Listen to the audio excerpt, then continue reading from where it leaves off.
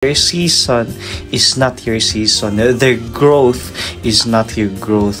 Ohoy! Maayong adlaw sa inyong tanan. Ani na pod ang inyong amigo nga si Ayan. Karong adlaw ubanin na pod ko ninyo. No? Makita ninyo diha nga pabukid na pod ta. No? Wala na pod ta sa syudad, sa bukid na pod ta.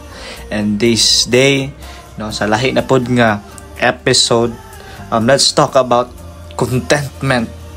Contentment. Last episode we talk about problem, we talk about accountability partners, but this day we will talk about contentment. Usahay mo god sa atong problema o sa ato ang pagkinabuhi aning kalibutan naman. Usahay dili ta contented, dili ta matagbaw sa mga butang siguro, sa ato mga gipangandoy siguro.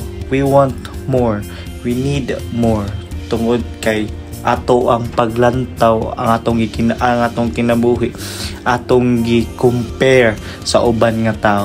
Let me remind you this day that their season is not your season. Their growth is not your growth. I believe that sa ato ang season karon na atay time frame na kita mo grow, na atay time frame nga maybe in 6 months, maybe in sa isa ka tuig, in 3 years, in 5 years, diha pata mahimong fruitful sa ato nga season karon.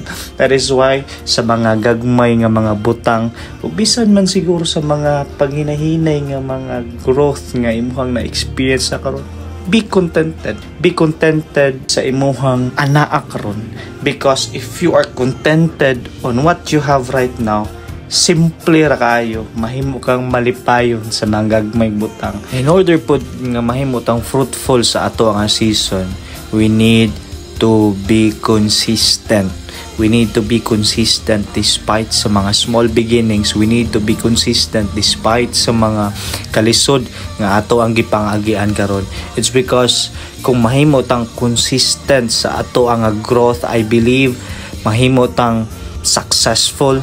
Mao nang dita ngayon mahadlok no sa umaabot nga mga adlaw tungod kay nagsugod pa ka sa sinugdanan karon, or naa ka sa tunga-tunga, or naa na ka sa point nga hapit na gyud.